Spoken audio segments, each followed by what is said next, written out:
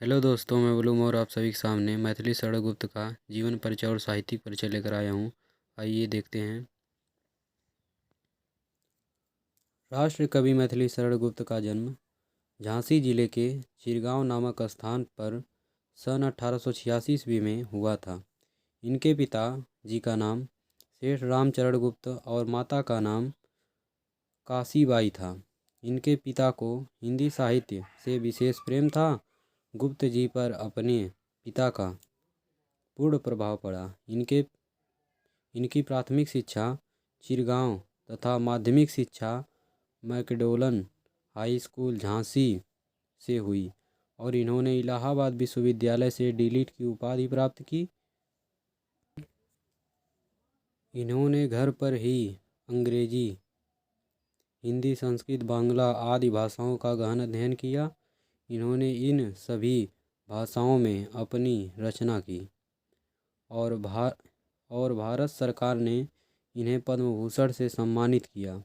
12 दिसंबर 1964 को माँ भारती का सच्चा सपूत सदा के लिए पंचतत्व में विलीन हो गया। और देखते हैं साहित्यिक परिचय।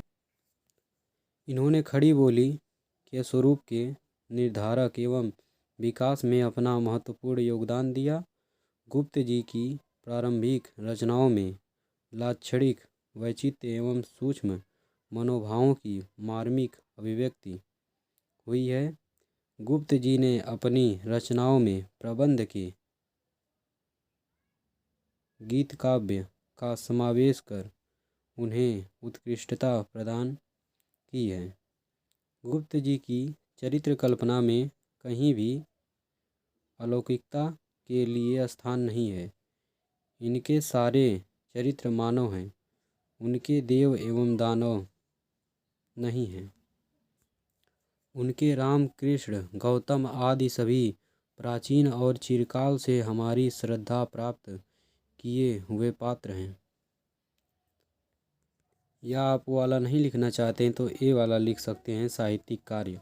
बाल्यकाल में उन्हें स्कूल जाना पसंद नहीं था, इसीलिए उनके पिता ने उन्हें घर पर ही पढ़ाई का इंतजाम कर रखा था।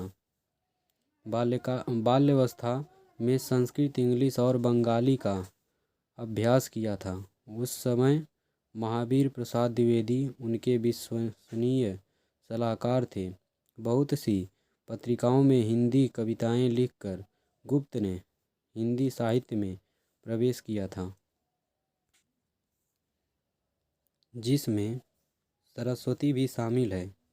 1910 में उनका पहला मुख्य कार्य रंग में भंग था, जिसे इंडियन प्रेस ने पब्लिक किया था। इसके बाद भारती की रचना के साथ ही उनकी राष्ट्रीय कविताएं भारतीयों के बीच काफ़ी प्रसिद्ध हुई। साथ ही जो भारतीय आज़ादी के लिए संघर्ष कर रहे थे, उनके लिए भी यह कविताएं काफ़ी प्रेरणादायक साबित हुई। तो उन दोनों मन से आप कोई भी लिख सकते हैं। और इनकी कृतियाँ, इनकी मुख्य रचनाएं इस प्रकार हैं। पहला यशोधरा, दूसरा रंग में भंग, तीसरा साकेत, चौथा पंचवटी, पांचवा हिडिंबा, छठवां द्वापर, सातवां नहस और जय भारत आदि इनकी मुख्य रचनाएं हैं।